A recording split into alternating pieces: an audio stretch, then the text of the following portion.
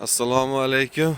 Mana biz xudo xolasa Qoraqalpog'iston Respublikasi Nukus shahriga yetib kelib, lentishni pilarama to'kligidan ustanovka qildik. Bu tashkilot elektroset tashkiloti ekan. Bu elektrosetning bazasi.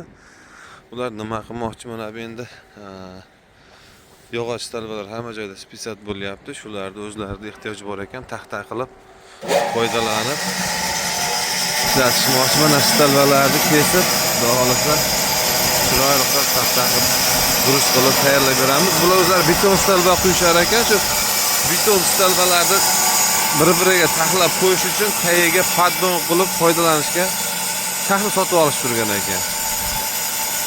Shuni endi shu taxtalarni xudo xolasa mana shu stalba spisat bo'lgan stalbalarni o'zimiz taxta qilishib paddon qilib foydalanishmoqchi ekan. Shuning uchun pilarama qo'yishgan.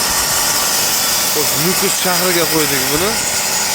Pilaramamiz 380 da ishlaydi 3 fazada. Elektr dvigatellar 7,5 kilovatlik qo'yilgan.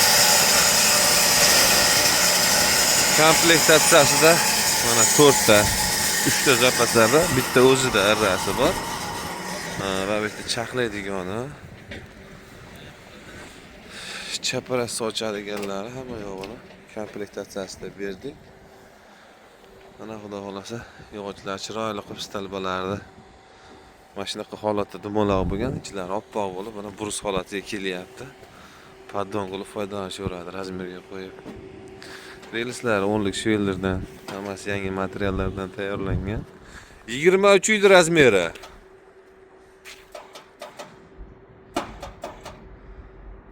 Havo sovuq juda ham.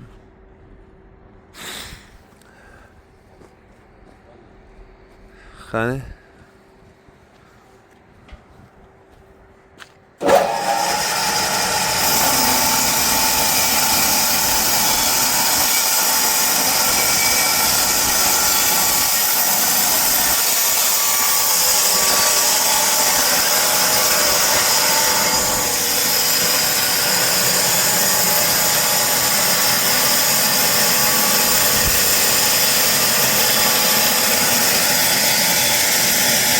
bo'ldi.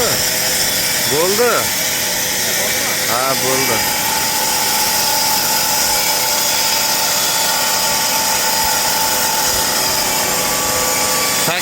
Dekabr Konstitutsiya kuni bugun.